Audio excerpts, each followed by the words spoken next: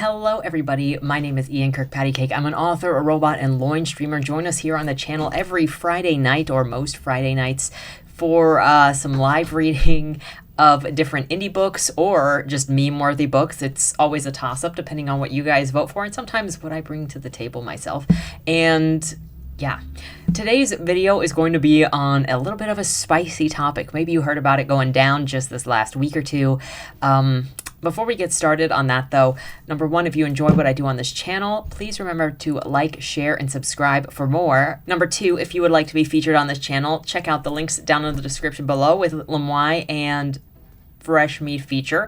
And number three, if you would like to roast any of my books or just check out what I have written fiction-wise, they are available at all of your favorite bookstores, book retailers. So with that said, let's go ahead and jump into the topic. So there are going to be two simultaneous stories about this because one is the follow-up to the other. And maybe you already heard about it, but published June 13th, so this last week, James Patterson says white men face racism. He hated seeing publishers drop Woody Allen's memoir. And if you're wondering what happened with Woody Allen, I did a video on this back when it happened, so just check my backlog for that. So we're going to go through this. James Patterson, whose popular books have made him a staple on US Today's bestseller books list for years, is reflecting on his lengthy writing career and how he believes white men are struggling lately to get hired in the entertainment industry. So a couple of things that I want to mention with this specifically is he's not saying in the past they didn't struggle.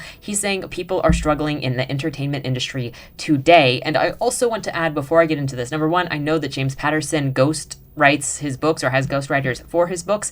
I don't like the practice of basically creating a product and then slapping somebody's name on it. Everything that comes out of James Patterson at this point, and I think personally, I think Stephen King as well, but obviously opinions, are products, name brand products, and only sell because of the name on the brand and because of the reliability of the brand.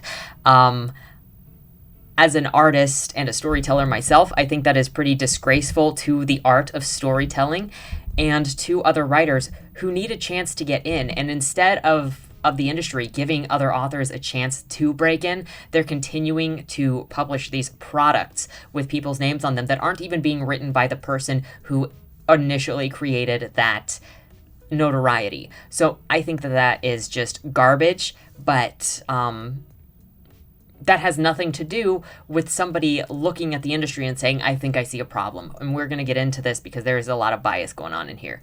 Speaking with the Sunday Times in an interview published over the weekend, Patterson lamented white men struggling to find writing jobs in film, theater, TV, and publishing industry as just another form of racism. What's that all about? He continued. Can you get a job? Yes. Is it harder? Yes. It's even harder for older writers. You don't meet many 52-year-old white males. The 75-year-old author also griped about the uproar over Woody Allen's 2020 memoir, which was pulled from the publisher Hachette Books Group after employees walked out of working in protest. Less than a month later, the memoir found a new home and was published by Arcade Publishing. The decision to cancel Mr. Allen's book was a difficult one. At HBG, we take our relationships with authors very seriously and do not cancel books lightly. We have published and will continue to publish many challenging books, Sophie Cottrell, a spokesperson for Hachette, said in an emailed statement to USA Today at the time. As publishers, we make sure every day in our work that different voices and conflicting points of view can be heard. I hated that, Patterson said, of the publishing house pulling Allen's book. He has a right to tell his own story. He added, I'm almost always on the side of free speech. Patterson also reflected on one of his early successes, the Alex Cross series, which stars the titular police detective as he protects his family and residents of Washington, D.C. Morgan Freeman starred in a 2001 film adaptation. I just wanted to create a character who happened to be black, Patterson said. I would not have tried to write a serious saga about a black family. It's different in a detective story because the plot is so important. Patterson has penned more than 300 books, including recent collaborations with Bill Clinton and Dolly Parton. Now he's promoting James Patterson, The Story of My Life, a memoir about how he rose from a boy from a small town, New York, to become the world's greatest successful writer. I was driven early on because I really believed that my parents wouldn't love me as much if I wasn't successful. I don't think that I'm the same person now. I do believe that I'm lovable. I think I'm a decent person. And so that's just it. He just goes, I look at the industry as it is, and I see men having problems. I see specifically white men having problems. Now, if you then look up James Patterson on Twitter, obviously there was backlash to this because anytime you mention white people struggling, there's always a Twitter response because Twitter is a cesspool. So really, James Patterson says you don't see many 52-year-old white males getting writing contracts these days. This was said on USA Today interview. USA Today publishes a bestseller list with 150 entries. The day he was quoted, the following white men were on the bestseller list. So because a lot of what you'll see here is that because you'll see some people having success, they'll assume that it's because everyone is having success. All I'll say about James Patterson is that his idea that cis white male authors are discriminated against / losing out, despite his continued success, is directly related to the replacement theory driving white supremacy, anti-trans laws, Roe versus Wade, and everything else in that. So, number one, how can somebody called Alyssa Cole Updates, who is likely not a white male, determine what the white male experience is when you're literally not allowed to call anybody else's experience if you're not part of their group? The next thing is, how racist do you have to be to look at one person who is 75, who had success, 50 years ago, and then built his success from then? You look at one white male who is successful and you say, well, every white male is successful because this white male is successful. That is racist. To paint an entire race and sex of people with your one version of things. James Patterson is not the only person who has said that there is this struggle in the industry. Others have complained about the bias in the industry, and everyone can struggle. Not to mention, is it not literally every person that has said, I want to get to a position of authority or power or notoriety so that I can bring attention to the injustices I see. But as soon as somebody does one that you don't personally agree with, your job is now to attack them, to say, hey, no, look at me. Look, my thing is, if you want to ask for compassion and understanding and empathy and a chance, when somebody else says, hey, I'm struggling, if you say, well, fuck you, I don't care that you're struggling, care about me instead, that is not how you get empathy. But that is continuously what we see, is somebody else says, hey, I see this problem, and the immediate response from Twitter and people who spend too much time on Twitter is, no, you don't, I don't care, look at me instead. That is narcissism, that is egotism. It does not create community, as it does not create understanding. It actually creates more resentment, more anger, more division, when we should be coming together as artists who support artists for the sake of the art of writing, not for these separate groupings of people. Then you've got here, James Patterson has a net worth of over $700 million. Meanwhile, BIPOC and publishing are still struggling to pay their rent and working for well under a living wage. But please tell me again how racism is hurting older white men in the industry. James Patterson is not a monolith for all white men. Just as any individual of any race, creed, sex, sexual orientation, religion, whatever, is not a monolith for everybody who identifies with one of those things. To say that James Patterson's life is the same life as every or most white men is racist, and it's wrong. In the same way that if you made any generalizations about anybody else and then disregarded them because they fit some generalization, you're wrong. You're racist. I'm struggling to make payments. I'm struggling to have housing. I'm struggling to pay bills. I don't fit into BIPOC.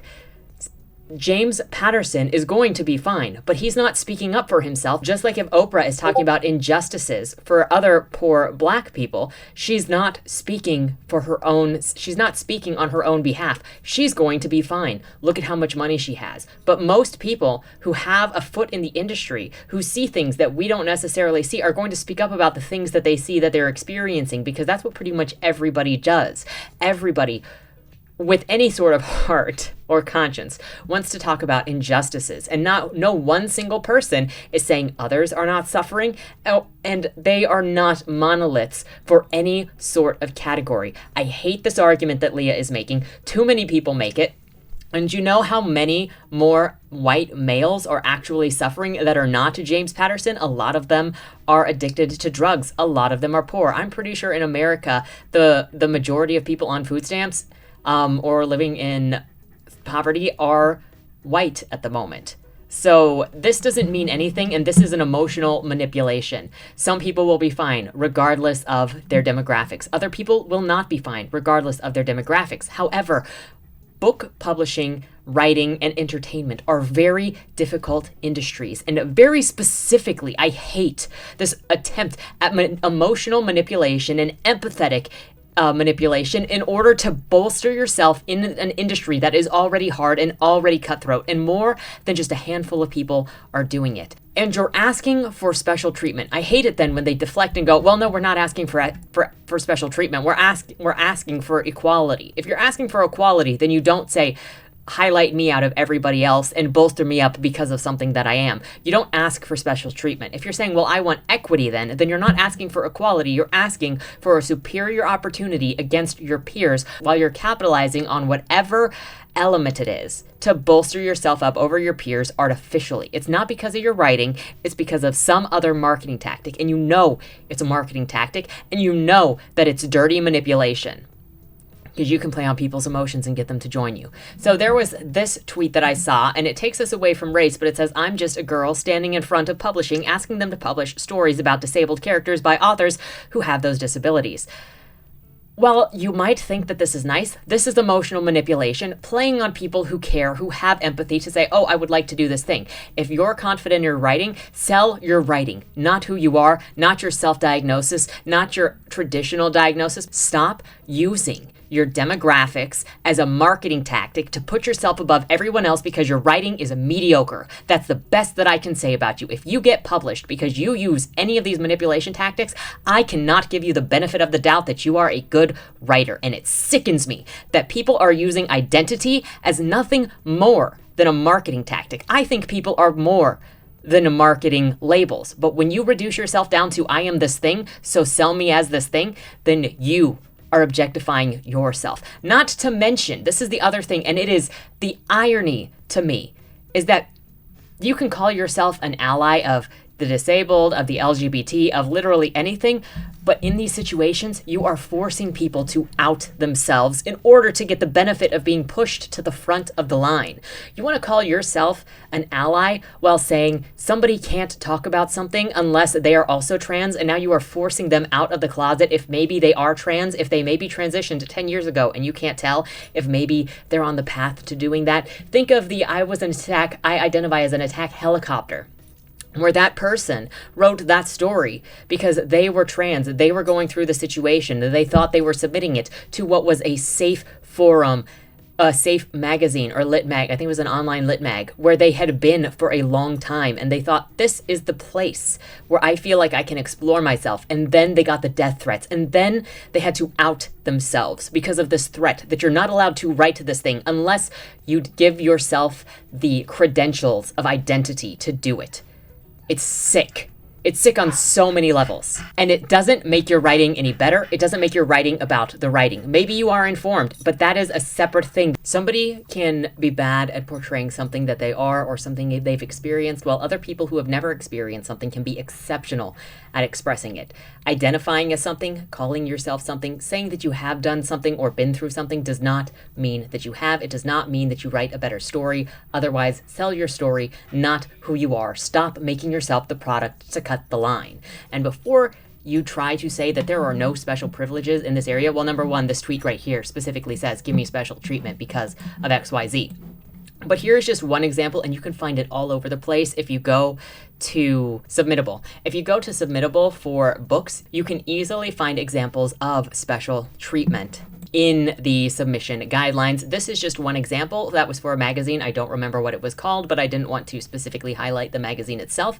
But they had a submission process for the magazine where obviously New Voices is for new authors, upcoming authors, people who haven't published before. I have no idea how long that was out, so excuse my frozen camera. But this form specifically shows New Voices, which is for upcoming authors, authors who haven't published yet, new voices coming in. But then they have the New Voices fast response, free for BIPOC and historically marginalized people. That is a special privilege. Show me guidelines that say whites only need apply, free stuff for white people. I've never seen it, but I have seen events that are specifically for BIPOC, for LGBT, but not for straight white males. I have seen hiring fairs that specifically prioritized not white males. And you can say that that is for equity purposes. You can say that is for equality purposes to bring people up to speed.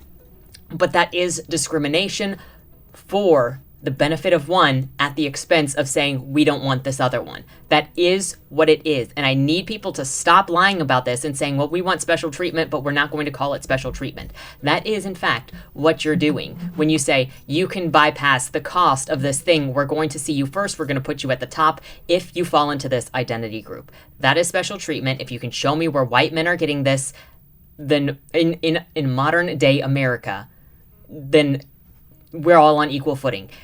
I just want to see equal opportunity across the board. If you're going to have opportunities to give BIPOC and historically marginalized writers this access, then you cannot be mad at other things that prioritize white males, because it is equal opportunity for people to start benefits or programs or ideas across the same lines for what they deem as important. That's all I'm asking for. Now you can say it's all terrible, and okay, fine, it's all terrible, then let's go with that. If you don't think that it's all terrible, then we're discriminating against one while saying it's not okay to discriminate against others. And that's where I see the problem in all of this. So getting back, we obviously see that there is a backlash because Twitter always gets mad when you say anything about white people that's not just shit-talking them. And so after like 2 days, James Patterson apologizes for saying white writers face a form of racism. Oh, look, it wasn't even 2 days. It was the day later. James Patterson, the prolific author of the best-selling thrillers and other books, apologized on Tuesday after saying in an interview that older white male writers face another form of racism that makes it harder for them to find work. It does, but everybody struggles in the writing industry because writing industry is a cutthroat, rough industry. The comments by Mr. Patterson, who is widely regarded as among the most commercially successful writers of the last several decades, drew an immediate backlash after they were published this week on the Sunday Times in London. Also should be noted that I have been told by others that, well, number one, because my name is Ian, nobody is going to look into my background. Nobody is going to look into who I am, and I'm also not going to say anything about my background to justify the opinions that I'm allowed to have. Like, you don't get to tell me whether I'm a male or whether I'm female or what my sexuality is or what my background is or what my religions are and say whether that makes my opinions legitimate or not legitimate. I don't have to qualify my opinions for you, and you don't have to accept any of them, but I can also reject your opinions after seeing your own bias. So that's just how it is, and we can all just agree to not agree with each other. But I'm never going to justify what I think by having to tell you my history. I think that that is sick, that is gross, and that is manipulation of the individual to force them out of whatever closet they live in. To justify what? Your desire that they qualify themselves, and then you can disqualify them for whatever other reason you think that they have to disqualify somebody's experience or opinions? Okay. So he said, I apologize for saying white male writers having trouble finding work is a form of racism. I absolutely do not believe that racism is practiced against white writers. What the like, if you say this person cannot experience this thing because of their race, you are being a racist. You're disqualifying people from saying that they experience any hardship whatsoever by people looking at them. I have been told, this is going back to the thing why I brought up my name, because I write majority male casts, in traditional publishing, my stuff would be thrown out because that's not what traditional publishing wants. I also likely wouldn't get published by saying by people just looking at my name, Ian Kirkpatrick, because they're going to think I'm just a white male. They have no idea what my background is. But that's what publishing is doing right now. It's discriminating based on demographic, whether your book has the correct opinions or not, which is why I think indie is going to take over from trad publishing, because trad is boring, trad is garbage, but that's another video for another day. And look at this squeeze. You can say everyone else is discriminated against, but if you dare say that the white man has any discrimination against him whatsoever, less than 24 hours later, he is being squeezed for an apology to say that white men are not discriminated against. Can you imagine that? Being anybody else, being any other demographic. This is sick. This is evidence of being targeted by being a white male. He finishes this with saying, please know that I strongly support diversity of voices being heard in literature, in Hollywood, and everywhere. And this makes me think it's a cult. That's not to say that having all sorts of ideas, obviously, look at what I've just said about this whole thing. Just do whatever the frick you want. However, this is a cult because it makes you say that. Every single time this conversation comes up, even with people that I know, every single time it comes up to criticize this sort of thing, forced in literature, forced in the workplace, in observations, the person who was targeted, who mentioned seeing injustice or mentioned seeing prejudices showing, is forced to say, look, I agree in diversity. I agree that there should be a variety, and I was wrong. It is a public lynching, and it is a cult, because every single time somebody feels like they have to defend that, because apparently if you just say there's this injustice against white people, you have to also take the lashings publicly to say, wait, I also believe in diversity, but also, that's where it goes. Every single time, you're not allowed to even just bring up that, hey, I think I'm seeing some discrimination over here. You have to repeat the words of the church. And watch as somebody in the comments comes at me for not saying it now. Just watch. So this is ridiculous. How about we go back to books being about books, writing being about writing, and stop selling yourself as an object and a label that goes on a shelf. This is so dumb. I hate it so much. I want to get back to books. I want to get back to writing. And you'll notice that even when I'm criticizing a book for what I don't think is good about it, I don't make it about politics. I make it about the ideas in the book, because I don't think bad ideas have a political leaning. I think I can look at ideas. I think in general, we can look at ideas and individuals as just that. Sometimes people are wrong. Sometimes people are right. No one is right or wrong 100% of the time. And I think we're getting away from understanding that as a society. So these are my ranty thoughts on this situation. Please let me know yours down in the comments below. I'm sure I got a roasting coming for me and a lot of calls of racism. So I am prepared for that. Probably never as prepared as I should be. I hope I can say I'm looking forward to the conversation so that we can keep it civil and actually discuss, even if we disagree with things. And with that said, thank you so much for watching. Have a great weekend, and don't die. Hello, boomers. My name is Yanananana. In case you didn't know, I'm a YouTuber from Nide, a small town in eastern Ukraine. My family has never really understood what I do in the woods, but all I've ever wanted is to make a better life for us all. Papa always comes home from the mines angry, dirty, and tired. It's a necessary evil to do your job and be in a place that you don't want to be. But I've never wanted to spend my life doing exactly what was necessary of me. Yanni, there's someone here to see you. Americans. Americans? Yeah. Good morning. My name is Tom Cruise. This is my partner Bob Dylan, and we are big fans of your work. You're a couple of boomers. Actually, I'm a Gen Xer, but I digress. We'd like to sponsor you. Sponsor? What does that mean? We'd like to supply you with a couple of things to, help your channel explode.